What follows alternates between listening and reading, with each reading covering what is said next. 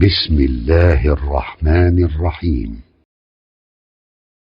بھائیو، سیدنا معاویہ بن ابی سفیان ان کا ذکر چل رہا تھا۔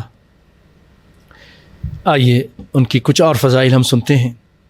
بھائیو، اللہ تعالیٰ نے آپ کو بڑی فضیلت عطا کی تھی، صحابہ کرام میں آپ کا ایک مقام تھا، اسی وجہ سے سیدنا عمر رضی اللہ تعالیٰ عنہ نے شام پر ان کی بھائی یزید بن ابی سفیان کے موت کے بعد وہاں کا گورنر اور حاکم بنایا 20 سال تک، 20 سنہ، اور 20 سال پھر آپ بہت زبردست حاکم کی حیثیت سے، مکمل حاکم اور بادشاہ کی حیثیت سے پورے عرب پر ان کی حکمرانی تھی۔ ایک مرتبہ عبداللہ بن مبارک رضی اللہ تعالیٰ عنہ بہت بڑے محدث ہیں، بہت عظیم عالم ہیں، بہت سخی ہیں، بہت مالدار ہیں، بہت اللہ نے ان کو مال دیا تھا، اپنے ساتھ لوگوں کو اپنے خرچے پر حج پر لے جاتے تھے اور پھر واپس لے کر آتے تھے، ان کو ہدایہ خرید کر دیتے تھے، گفٹ خرید کر دیتے تھے، اور بعد میں ان کے پیسے بھی ان کو واپس کر دیتے تھے۔ ان سے پوچھا گیا معاویہ بن ابی سفیان افضل ہیں، سیدنا معاویہ یا عمر بن عبدالعزیز جن کو لوگ 5واں خلیفہ کہتے ہیں؟ بہت عادل تھے، بہت نیک صالح تھے، کہتے ہیں ان دونوں میں کون افضل ہے؟ تو جانتے کیا جواب دیتے ہیں؟ آپ کہتے ہیں یہ الفاظ صحابہ کی شان میں ہیں، سونے سے لکھنے سے قابل ہیں۔ عبداللہ بن مبارک کے بہت بڑے محدث ہیں، ان کے سامنے یہ مقام ہے، بیان کر رہے ہیں، کہتے ہیں واللہ ان الغبار الذي دخل في انف معاویہ، اللہ کی قسم وہ غبار جو سیدنا معاویہ کے ناک میں داخل ہوا، غبار مع رسول اللہ، جب وہ رسول اللہ کے ساتھ تھے، یعنی جہاد کرتے ہوئے یا اور کسی موقع پر، صلی اللہ علیہ وسلم، افضل من عمر ب1000 مرہ، وہ غبار، وہ ذرہ جو سیدنا معاویہ کے ناک میں داخل ہوا ہے، عمر بن عبدالعزیز سے 1000 درجے بہتر ہے۔ کیوں بہتر ہے؟ کیونکہ صلی معاویہ رضی اللہ عنہ خلف رسول اللہ صلی اللہ علیہ وسلم، کیونکہ معاویہ رضی اللہ تعالیٰ عنہ نے نبی کائنات صلی اللہ علیہ وسلم کے پیچھے ان کی اقتداء میں نماز ادا کی۔ اور نماز میں کیا ہوتا ہے ہم کبھی غور نہیں کرتے، لیکن سنیے، نماز میں جب امام کہتا ہے سمع اللہ لمن حمیدہ، رکوع سے اٹھنے کے بعد کہ سن لیا اللہ تعالیٰ نے اس کے لیے، یعنی اس آدمی کو سن لیا جو اس کی تعریف کرتا ہے، تو رسول اللہ یہ کہہ رہے تھے کہ سن لیا اللہ تعالیٰ نے اس کی جو ابھی میرے پیچھے کھڑے ہو کر تعریف کر رہے ہیں، اور معاویہ آپ کے پیچھے نماز پڑھ رہے تھے اور صحابہ کرام پڑھ رہے تھے، ان میں معاویہ بھی تھے، تو اللہ تعالیٰ نے، نبی جھوٹ بولیں گے؟ نبی فرما رہے ان کی تعریف، جس نے اللہ کی تعریف کی اس نے سن لیا۔ معاویہ نے تعریف کی، آپ کے پیچھے نماز پڑھ کر اللہ کی تعریف کی، اللہ نے سن لیا۔ تو یہ اس سے استدلال لے رہے ہیں، کہ استدلال کرتے ہیں کہ معاویہ رضی اللہ تعالیٰ نے جو تعریفیں کی وہ تو اللہ نے سن لی، رسول اللہ گواہی دے رہے ہیں، رسول اللہ کہہ رہے ہیں سمع، ماضی کا صیغہ ہے کہ سن لیا اللہ تعالیٰ نے۔ اور ربنا ولک الحمد، وہ کہتے تھے ربنا ولک الحمد، سیدنا معاویہ ایسا کہتے تھے اور اللہ اس کو سنتا تھا، تو پھر اور اس کے بعد کیا رہ جاتا ہے؟ اللہ نے ان کی باتیں سن لی۔ اسی طرح ابو اسامہ، ان سے کہا گیا معاویہ افضل ہیں یا عمر بن عبدالعزیز؟ تو انہوں نے جانتے کیا جواب دیا؟ انہوں نے کہا اصحاب رسول اللہ صلی اللہ علیہ وسلم لا یقاس بمن بہم احد، کہ صحابہ کرام کا کسی سے کوئی مقابلہ ہو ہی نہیں سکتا۔ آپ صلی اللہ علیہ وسلم کیا فرمایا؟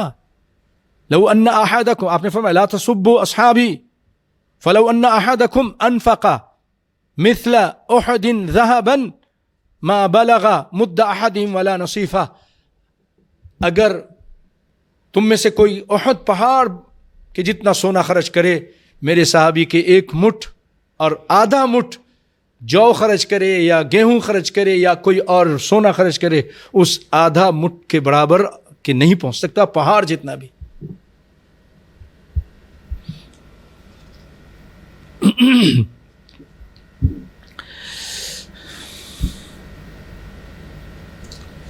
اور امام نووی فرماتے ہیں ان کے بارے میں معاویہ فہو من العدول الفضلاء والصحابات النجباء، کہ یہ بڑے عظیم الشان صحابہ میں سے تھے، عادل تھے، فاضل تھے. اور بھائیو،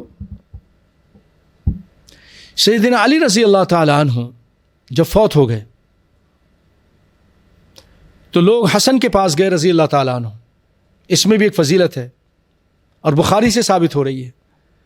حسن رضی اللہ تعالی عنہ کے پاس گئے کہ ان سے بیعت کریں.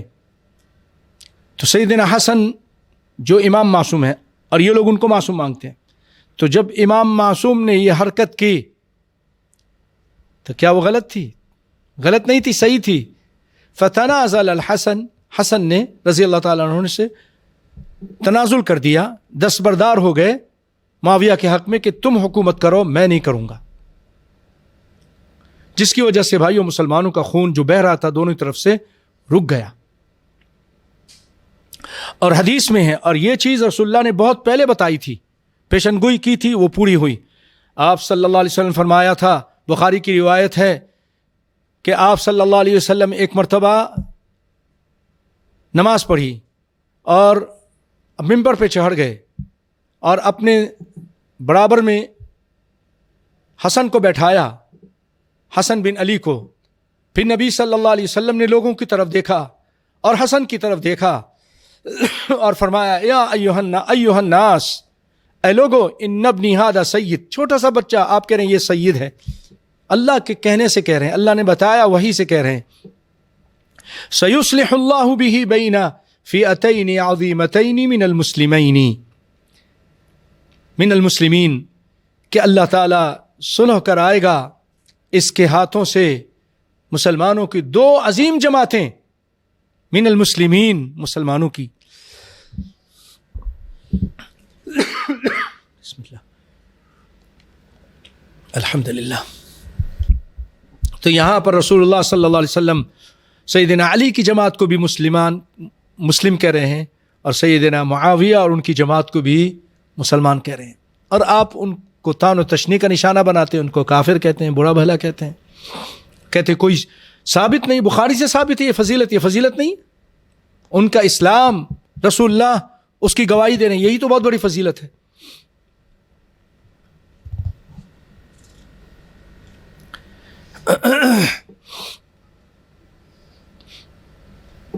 اور بھائیو، جب سیدنا معاویہ رضی اللہ تعالی عنہ کی حکومت آ گئی، مسلمانوں کا اتحاد، اتفاق قائم ہو گیا. جو آپس میں طاقت ضائع ہو رہی تھی وہ کافروں کے خلاف صرف ہونے لگی، فتوحات ہونے لگی، زمین فتح ہونے لگے اور جہاد شروع ہو گیا. اور یہ حال تھا کہ لوگوں نے دو نام رکھ لیے تھے، یسمى بالصوائف والشواتی، یعنی ایک وہ غزوہ ہوتا تھا جو سردی کے دنوں میں ہوتا تھا، ایک وہ غزوہ ہوتا تھا جو گرمی کے دنوں میں ہوتا تھا. لوگ گرمی کے دنوں میں نکلتے تھے، وہ آتے تھے، سردی کے دنوں میں دوسرے لوگ جہاد کے لیے جاتے تھے، مجاہدین جاتے تھے. اور کوئی معارض نہیں رہا تھا سیدنا معاویہ کے زمانے میں، یہاں تک کہ کچھ خوارج تھے جو حضرت علی کے بھی دشمن تھے، ان کو بھی خارجی لوگ سیدنا علی کو بھی برا بھلا کہتے. قتل انہوں نے کیا تھا نا، عبد الرحمن ملجم نے سیدنا علی کو، تو ان خارجیوں کا قلع کما کیا تھا سیدنا علی رضی اللہ تعالی اچھی طرح. سیدنا معاویہ رضی اللہ تعالیٰ عنہ کی ایک اور فضیلت وہ یہ کہ آپ صلی اللہ علیہ وسلم نے فرمایا، اول جیش من امتی یغزون هذا البحر قد اوجبوا، پہلا جیش، پہلا لشکر میری امت میں سے جو سمندر کے اوپر سوار ہو کر جہاد کرے گا، وہ انہوں نے جنت واجب کر لی، یعنی جنت ان پر واجب ہو گئی. جب یہ آپ نے فرمایا تو ام حرام نبی صلی اللہ علیہ وسلم کے یہاں جایا کرتے تھے، یہ رشتے میں خالہ تھیں، تو ان کے یہاں جب جاتے تو ان کو کھانا کھلاتی اکثر جہاد کرنے غزوہ سے پہلے آپ ان کے یہاں جاتے تھے تو پھر یہ ان کے بالوں کی صفائی کرتی رسول اللہ کی, اس کو سنوارتیں. تو آپ صلی اللہ علیہ وسلم جب وہاں گئے تو انہوں نے ایسی ان کی خدمت کی, یہ سو گئے کھانا وانا کھانے کے بعد. تو جب اٹھے تو مسکرا رہے تھے. انہوں نے پوچھا کہ اللہ کے رسول آپ کیوں مسکرا رہے ہیں؟ تو آپ صلی اللہ علیہ وسلم نے فرمایا اول جیش من امتی یغزون هذا البحر فقد اوجبوا. تو ام حرام نے کہا اے اللہ کے رسول انا منہم, میں ان میں سے. آپ نے فرمایا انت منہم, تم ان میں سے ہوگی, تم ان میں سے ہو. وہ لشکر سیدنا معاویہ کا تھا, معاویہ کے زمانے میں نکلا, اور یہ سمندری جہاز سیدنا معاویہ نے بنائے تھے جو جنگی بیڑے سمجھے کے تھے, جو جنگ کے لیے استعمال ہوتے تھے, اس میں یہ تھیں. اور اس کے بعد پھر آپ سو گئے. جب اٹھے تو پھر اسی طرح آپ نے فرمایا کہ ایک اور لشکر میری امت میں سے وہ مدینہ قیصر کے مدینے کی طرف جائے گا, وہ بھی سب بخشا ہوا ہے. تو ام حرام نے کہا کہ اللہ کے رسول میں ان میں سے ہوں, انا منہم. آپ نے فرمایا نہیں, تم نہیں ہو. کتنی دقیق اور سچی بات کہی. آپ سچے نبی تھے. اگر اللہ نہ کرے نعوذ باللہ جیسے بعض لوگ سمجھتے ہیں تو بھائیو یہ بات غلط ہو سکتی تھی. وہ زندہ رہتی اور دوسرے لشکر میں شامل ہوتی, لیکن پہلے فوت ہو گئیں. معاویہ والے لشکر میں فوت ہو گئیں, اور یزید رحمۃ اللہ علیہ جو معاویہ کے بیٹے تھے وہ اس لشکر کو لے کے گئے دوسرا, جس کے بارے میں آپ فرمائے مغفور, اللہ نے ان کو معاف کر دیا. یہ بھی بہت بڑی فضیلت ہے معاویہ رضی اللہ تعالیٰ عنہ کے لیے, ان کے بیٹے کے لیے بھی ہے. اور چند باتیں بیان کر کے جو آپ کے فضائل ہیں میں اس کو ختم کرتا ہوں. بھائیو, ایک شخص زرار بن حارث جو عراقیوں میں سے تھا, یعنی سیدنا علی کے لشکر اور ان کے ساتھیوں میں سے تھا, وہ معاویہ کے پاس آیا. معاویہ خلیفہ ہو چکے تھے. سیدنا حسن کے وفات کے بعد یا قتل کے بعد, جیسے کہا جاتا ہے کہ زہر دیا گیا تھا, تو سیدنا معاویہ کو پتہ تھا کہ یہ آدمی سیدنا علی کے لشکر میں سے تھا. تو انہوں نے کہا اے زرار حدثنی عن علی ابن ابی طالب, علی کی کچھ خبریں دو مجھے, علی رضی اللہ تعالیٰ عنہ کے بارے میں کچھ مجھے بتاؤ. تو یہ تھوڑا پریشان ہوئے, ڈرے ایسا نہ ہو, کیونکہ ان کی تو آپس میں دشمنی چل رہی تھی ایک غلط فہمی کی وجہ سے. آپس میں کوئی ان کا وہ دم عثمان کے لیے سارا کچھ ہوا تھا اور کوئی مسئلہ نہیں تھا.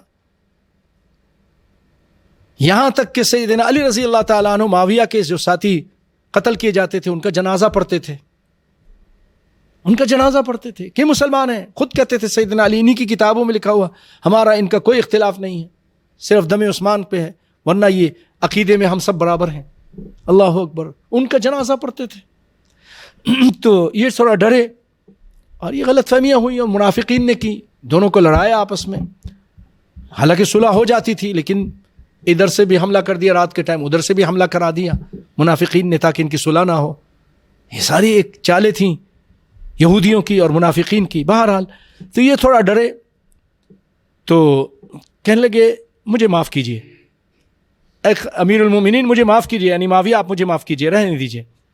تو سیدنا معاویہ نے کہا عزمت علیک الا حدثتنی, میں پکا ارادہ کر چکا ہوں کہ تم کچھ نہ کچھ بیان کرو گے سیدنا علی کے بارے میں, میں ان کی حدیث باتیں سننا چاہتا ہوں. زرار نے کہا اچھا اگر آپ کہہ رہے ہیں تو فواللہ, قسم کھا کے کہتے ہیں لقد صاحبت علیا, میں نے سیدنا علی کا ساتھ دیا, ان کی صحبت اختیار کی. فوجدته عابدا, میں نے سیدنا علی کو بہت بڑا عابد پایا, عبادت کرنے والا پایا. عالما, بہت عالم تھے, زاہد تھے, دنیا سے بے رغبت تھے.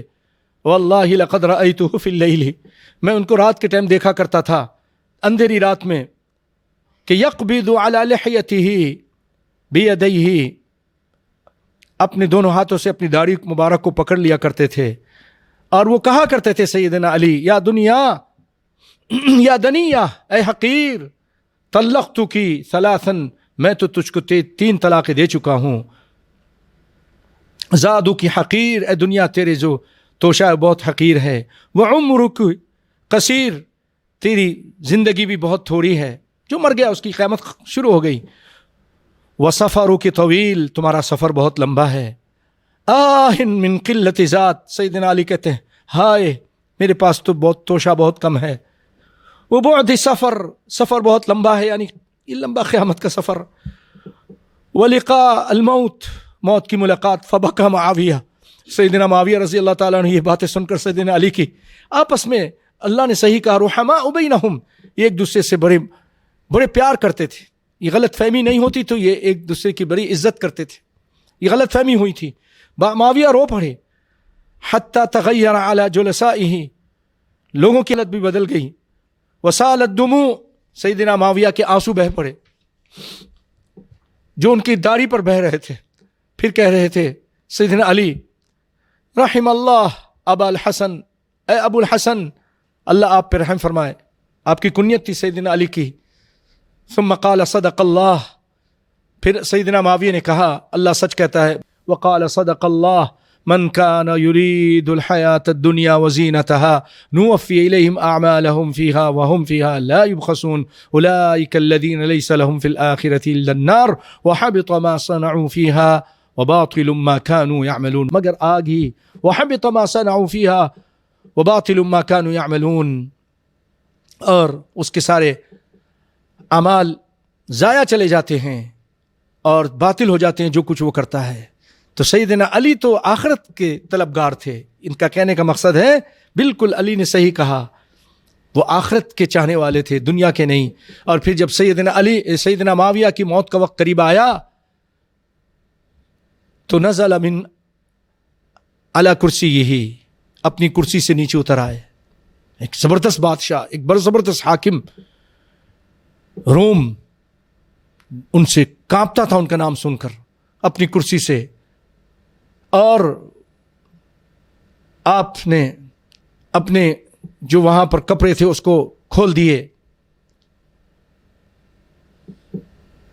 یعنی جو چیز قالین تھی یا جو چادر نیچے بچھی ہوئی تھی زمین سے اس کو ہٹا دیا، وَمَرَّغَ وَجْهَهُ بِالتُّرَابِ، اپنے چہرے کو مٹی پر رکھ دیا، مٹی لگا دی، وقال صدق اللہ من كان يريد الحياة الدنيا وزينتها نوفي إليهم أعمالهم فيها وهم فيها لا يبخسون أولئك الذين ليس لهم في الآخرة إلا النار وحبط ما صنعوا فيها وباطل ما كانوا يعملون۔ وہی آیت جو سیدنا علی کے شان میں پڑھی تھی اس کو یاد کر کے یہاں یہ اپنے منہ کو مٹی میں رگڑ رہے ہیں اور اس چیز کو یاد کر رہے ہیں۔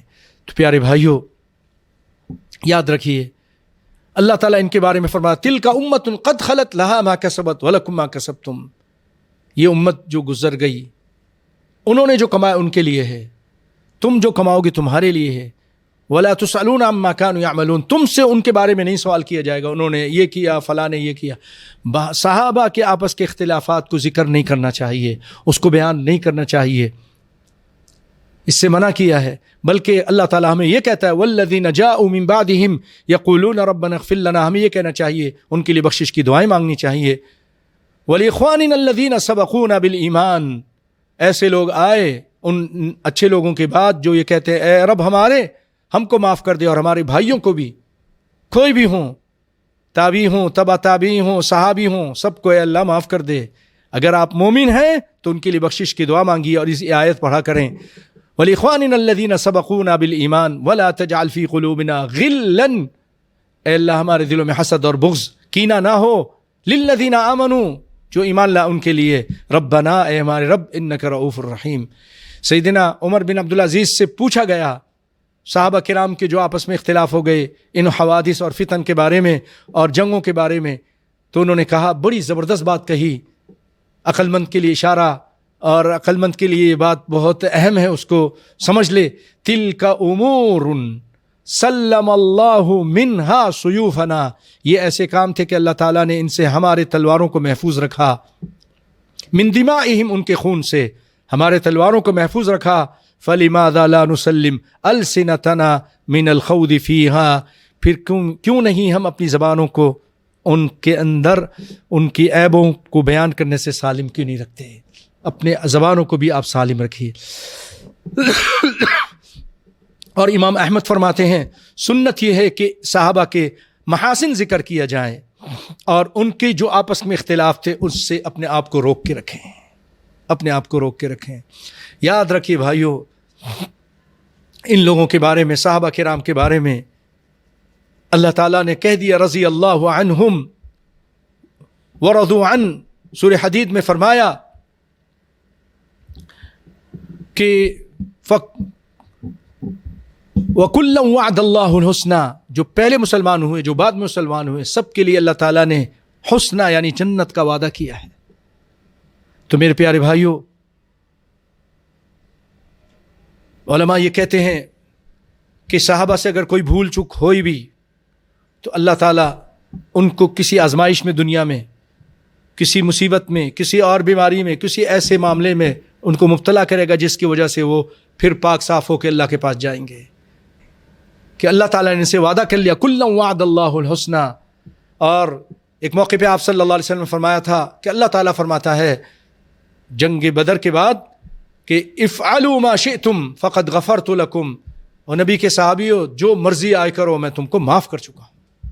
تو ہمیں بھائیوں نہیں چاہیے کہ ہم ان کے بارے میں کچھ باتیں کریں، تان و تشنی کا نشانہ بنائیں، بلکہ اور یہ کہیں کہ کچھ فضائل ثابت نہیں۔ اتنے سارے تو فضائل آپ کو سنا دیے ہیں سیدنا معاویہ رضی اللہ تعالیٰ عنہ کے، اور انشاءاللہ ان کی سیرت اب اللہ نے چاہا تو رمضان کے بعد آپ کے سامنے بیان کریں گے۔ اللہ سے دعا ہے کہ اللہ تعالیٰ ہمیں صحابہ کرام سے سچی محبت کرنے اور ان کی اچھی باتوں پر عمل کرنے، اور اسی طرح ہمیں قرآن و سنت کو پڑھنے، سمجھنے اور اس پر عمل کرنے کی توفیق عطا فرمائے۔ وآخر دعوانا ان الحمد للہ رب العالمین، والسلام علیکم ورحمۃ اللہ وبرکاتہ، وجزاکم اللہ خیرا۔